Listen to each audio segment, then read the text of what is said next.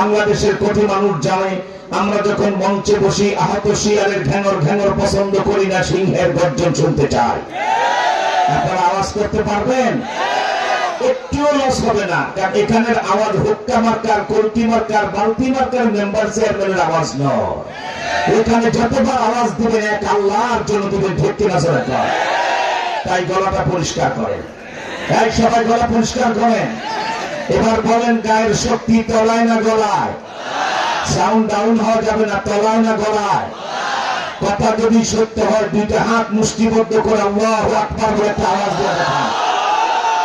এই আওয়াজ শুনলে শিয়াল লজ্জায় মাথা লুকাবে। শিয়াল বলবে হুজুর ওনাদেরকে এখান থেকে বিদায় দেন, আমাদেরকে ডাকেন, এখানে আওয়াজ দেবো, মুন্সিগঞ্জের বাংলা বাজারে পৌঁছায় দেবো, ঠিক কিনা বলেন? তাই ইমানদারের মতো আল্লাহু আকবার বলে আওয়াজ দেন, আর চিৎকার করে বলেন আল্লাহ